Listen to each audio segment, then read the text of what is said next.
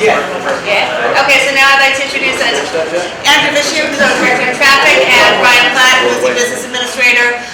Originally, when we were going to have this conversation about protected bike lanes, it was going to be specific to the places we were thinking about in Ward B, namely Mallory and Broadway. Since we've had some changes in the conversation recently, they're going to do a broader overview about the protected bike lanes and how they relate to where we're connecting throughout the city. Again, just questions on topic to the bike lanes, and then we'll wrap up to allow for about, so let's say like 8:20. Okay, then so that we can do a general Q&A. All right. Thank you very much, Councilwoman. Again, my name is Andrew Vishu. I'm the Director of Traffic and Transportation for Jersey City. As the Councilwoman said, we're going to have a high-level discussion about bike lanes with a specific focus on traffic safety. We're also going to discuss some of the lessons learned from some of our quick build projects this summer. And then we're going to discuss in a very broad sense what some options might be for bringing bike lanes to Ward B.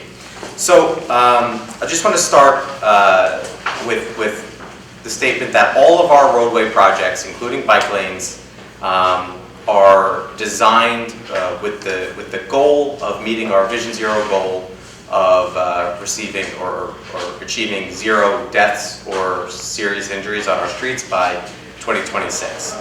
That is the number one most important aspect of all of our roadway projects. Obviously, there are a lot of different advantages for including bike lanes on our streets. So just by including or providing for improved cycling facilities, we're working towards our goal of achieving 0 deaths on our streets.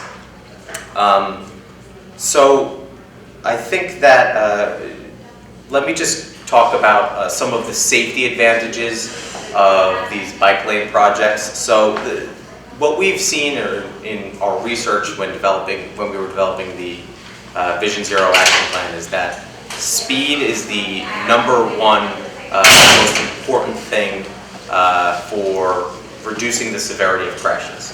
So when a pedestrian is hit by a vehicle traveling at 30 miles per hour, there's a 40% chance that they're killed or severely injured. If a pedestrian is hit by a vehicle traveling at 20 miles per hour, that reduces all the way down to 13% of a chance that they're killed or severely injured. So speed is the number one most important factor that we, as engineers, need to work towards lowering if we want to make significant changes to our roadway safety. So with each of these projects, there's typically a narrowing of the travel lanes, which is one way that these bike projects help traffic safety. They slow vehicles. They also shorten crossing distances. So let's say Grove Street, for example, in front of City Hall is 47 feet wide. We have a cross section now. You can see it up on this exhibit here. There's an 8-foot cycle track. There's a 3-foot buffer, and then there's an 8-foot parking lane. So previously, you had to cross 47 feet as a pedestrian. Now, you cross the cycle track and wait in a sort of refuge curb extension type of island, and you have a much significantly shortened crossing distance, which makes it a lot more walkable. So cycling facilities, great for cyclists, also great for pedestrians. For some of our bike projects, not for Grove Street specifically, but bike lane projects that include road diets, it includes or it results in better visibility for left turns. So even before we started implementing some of these bike lanes, we made some striping adjustments at the intersection of Communify Avenue and Westside Avenue. And one thing that we wanted to do at that intersection was to better align the left turning vehicles. So we restriped the roads, we restriped Communify Avenue so that left turns, rather than being offset from each other and maybe the opposing vehicle blocking the view of the through movement, now the left turns are aligned and you have better visibility of that oncoming vehicle, and you can better judge gaps in traffic. So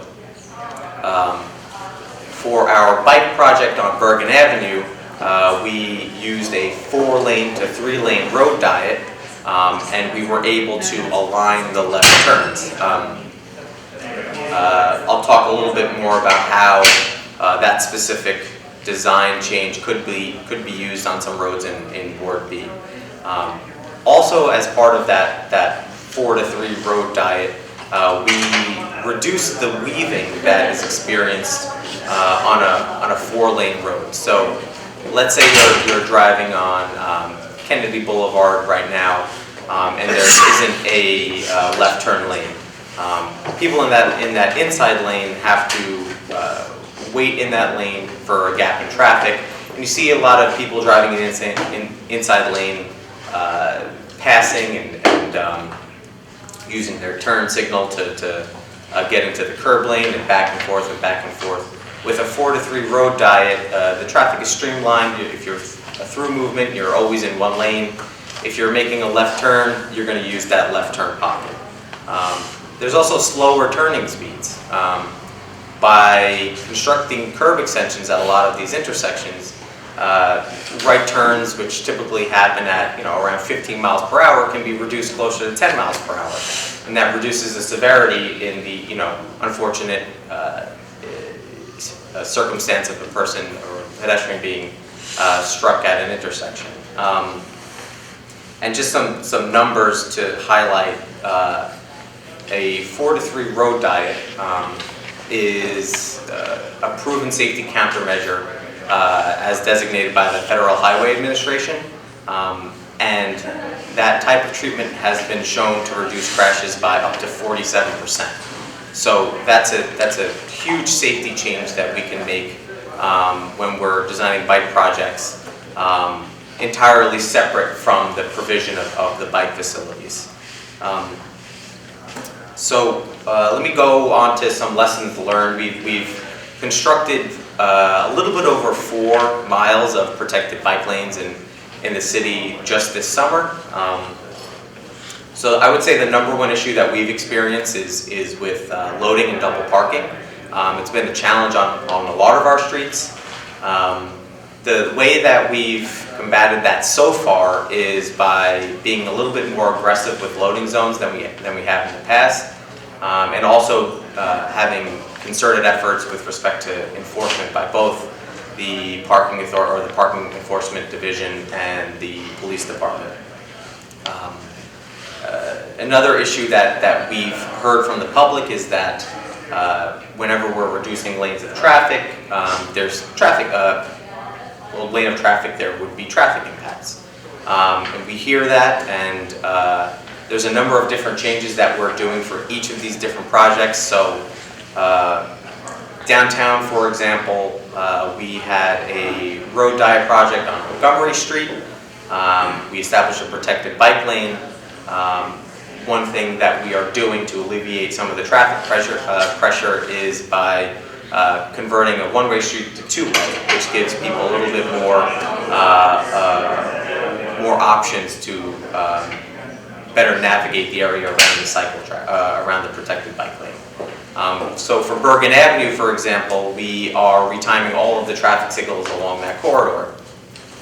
And then one other unique aspect that's coming up when we advance these projects is realizing just how much of an impact construction projects have on traffic day to day throughout the city.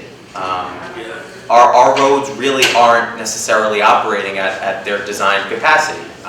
There's road closures, both temporary and semi-permanent, throughout the city. So specifically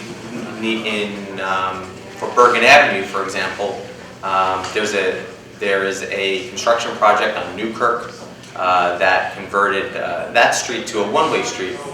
We noticed that that's funneling a large percentage of vehicles back into Bergen Avenue, which was just road diet. So we're working with that contractor to open that street back up to two-way. So that's just one example of creative ways we can address some of the traffic impacts of roadway safety projects like this. Another issue that we saw specifically for the Grove Street example is maybe poor visibility of cyclists approaching the intersections, and maybe turning vehicles not being able to see them. So one way we've addressed that is by increasing the parking restrictions at the intersections specifically, so motorists have more time to see cyclists and better judge gaps in traffic when making turns. Another interesting thing that we saw with the Bergen Avenue protected bike lane project was an interaction of a bike lane and a school zone. So PS 11 is located along Bergen Avenue.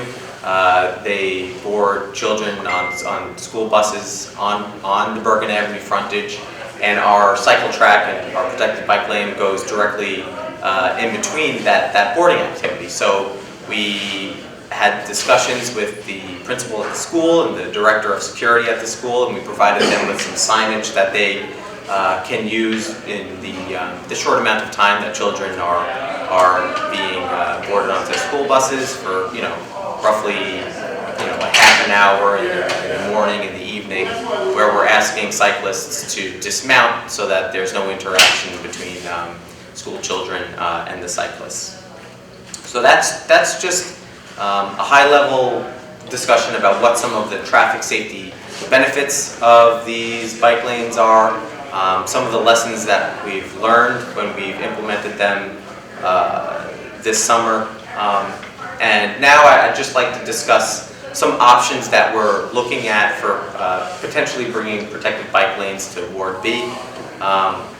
Before I show you a specific example, I just want to briefly touch on how we select these roads for bike lane implementation. So, as many people in the room I'm sure are aware, we recently completed our Vision Zero action plan, which identified roads that have a disproportionate number of crashes as compared to the other roads in the city. We call that the high injury network. So basically there's 16% of Jersey City's roads that carry the vast majority of crashes. So when we're looking at roads to put protected bike facilities on, the high injury network is the first thing that we look at. We also look at the recently completed citywide bike master plan, which identified roads that if there were to be a bike lane, that would make a meaningful connection to existing bike lanes or different neighborhoods within the city. And then the third thing that we look at when selecting roads is how can we improve upon facilities that already exist and make them a better type of facility. So if a road, Grove Street, for example, had conventional striped parking lanes, but they were just about 4 feet wide between the travel lane and the parked car, is there room for us to make an improvement there? So we're going to talk a little bit about Broadway right now. Just as one example, again, I just want to reiterate that no decision has been made on where bike lanes would be constructed. There's obviously no timetable for these types of projects, but this is one road that might be a good candidate for a protected bike lane. So Broadway right now is 47 feet wide, which is the same exact width of Grove Street directly in front of City Hall, where we just implemented a protected bike lane. Currently, Broadway has 2 eastbound travel lanes and 1 westbound travel lane with on-street parking on both sides. So if we were to go with the same exact cross-section as we used on Grove Street, we would be able to maintain the parking on both sides of the street. We would go from 3 travel lanes to 2 travel lanes, and with that extra space that we gained from that travel lane, we would be able to establish a 2-way parking protected bike lane on one side of the street. Again, no decision has been made, or we haven't even really studied this closely enough to decide which side of the street of Broadway it would be on. One complication when we're designing cycle tracks is the interaction between the bike facility and driveways. So we did a very high level assessment of where driveways are on Broadway. And generally speaking, there are fewer driveways just in terms of sheer numbers on the south side of the street rather, or the eastbound side of the street. So that's probably where we would look to put the cycle track. Because although we would be able to keep parking on both sides of the street, there would be parking restrictions near driveways so that vehicles can safely enter and exit the driveway, and they would have adequate visibility of cyclists that are using the bike facility.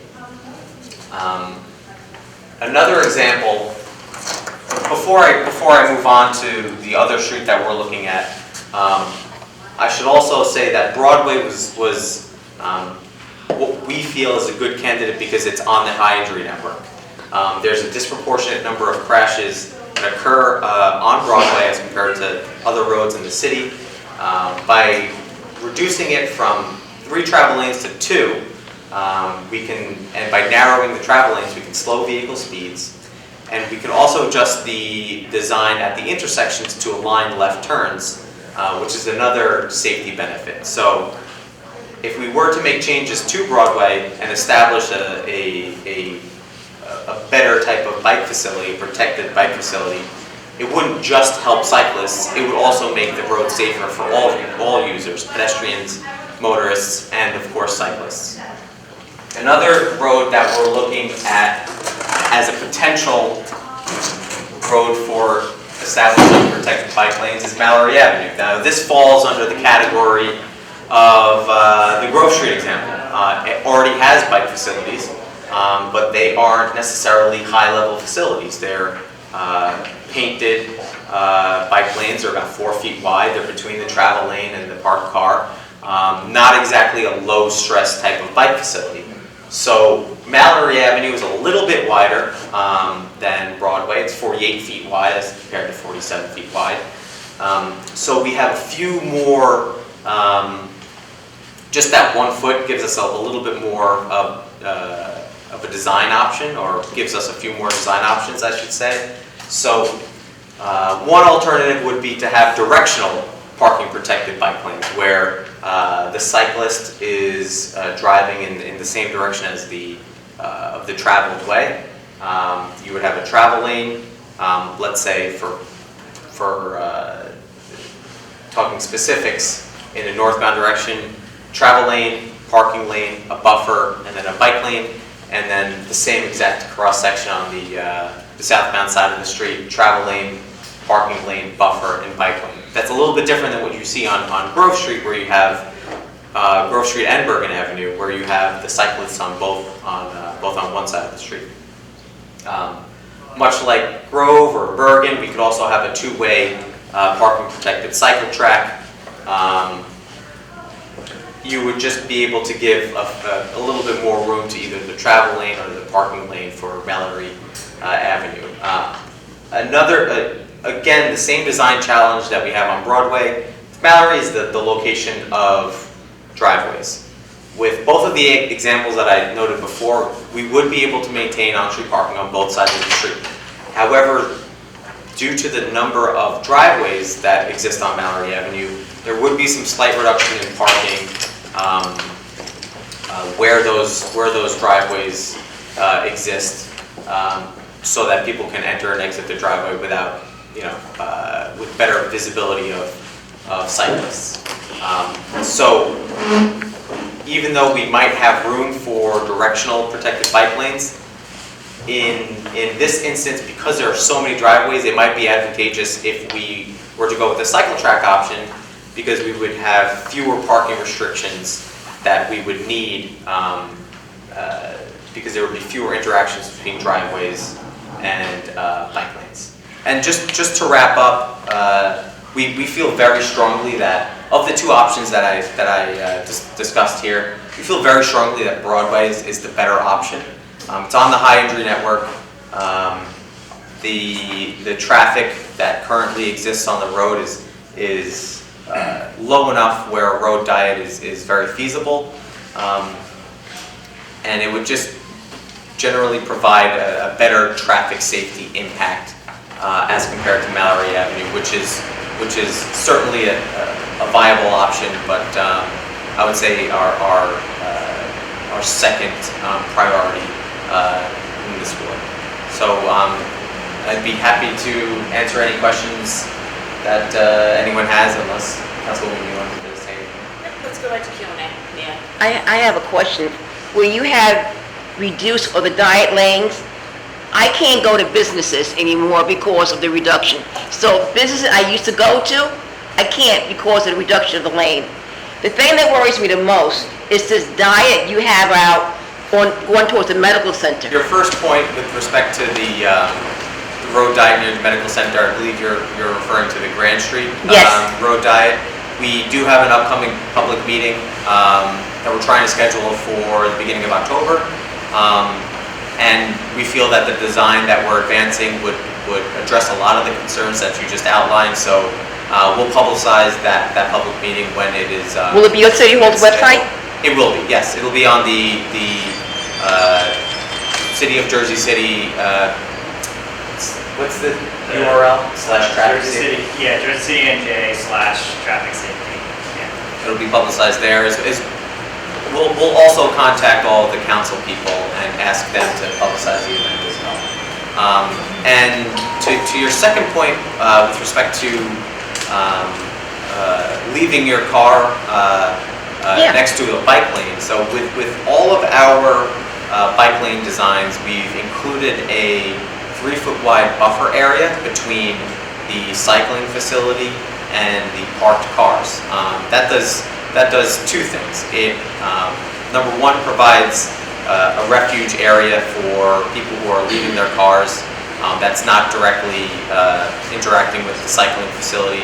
It also prevents what's referred to as dooring, where a vehicle would open a door suddenly and a cyclist might not see it and they would ride into the door. So A parent removing a baby from the backseat of a car has their head inside the car.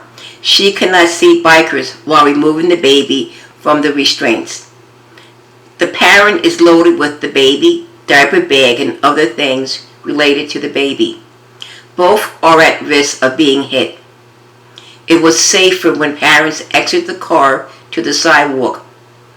It was also reported at the Ward C meeting the following day that an elderly woman was struck by a bike while exiting a bus because the bus was not able to pull up to the curb. We are putting the public at risk to placate the whims of the bike community. Traffic. So even though we're doing a lot of traffic studies and trying to find a way to best accommodate the vehicles that exist on our roads today, if we are providing more robust, substantial bike facilities, a lot more people are going to be cycling. That's just what cities across the country see. And so the more of these bike facilities that we make, the less cars you're going to see on the road in general.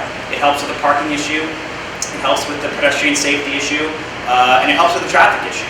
So even though there are some areas of the city that we're reducing a lane here and there, the lanes that we're talking about already are more efficiently used. There's a protected turn lane, so there's no more weaving in and out of traffic for, I drive up JFK all the time. Someone's always making a left turn somewhere, and now I'm behind this car and I'm going slow.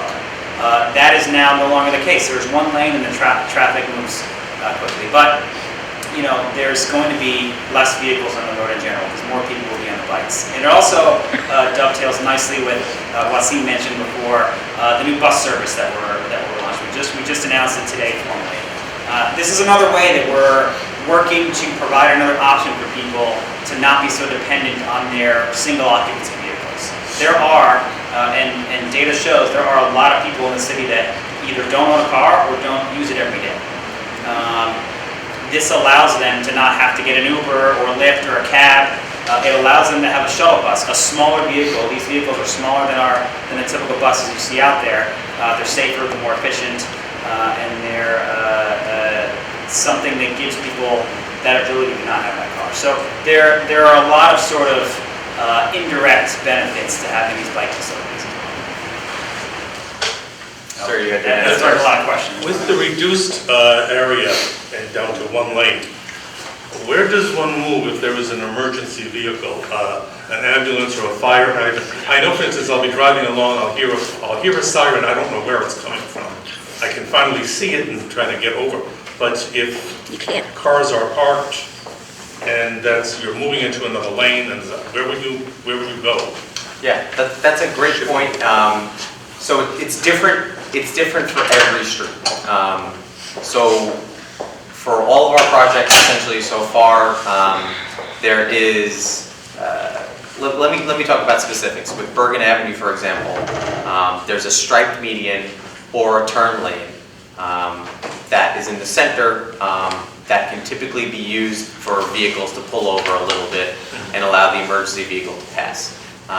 If we were to do Broadway, for example, this is another case where each intersection would have a turn lane, and that would give vehicles room to move out of the way. And Broadway is we've done our due diligence with respect to the traffic volume on the street, where we feel confident that there will not be standing traffic for the entire length of the corridor. So for that reason, there would be adequate room for emergency vehicles to pass one another. Grove Street is another example where you have 2 lanes, but they're very short blocks. So that gives vehicles room to pull over to the side or make a right turn on red, or if they're directly blocking a street, perhaps even go through that red light. So those are just a few specific examples of how we've thought about emergency vehicle access with these projects. If you think about Grand Street, for example, which we're thinking about doing this in front of the hospital, there are times at rush hour when the traffic in both directions, both lanes, is totally backed up. So there is no quick way for an emergency vehicle to travel there. This type of layout, even in the worst traffic conditions, allows for that emergency access. That's true. Okay.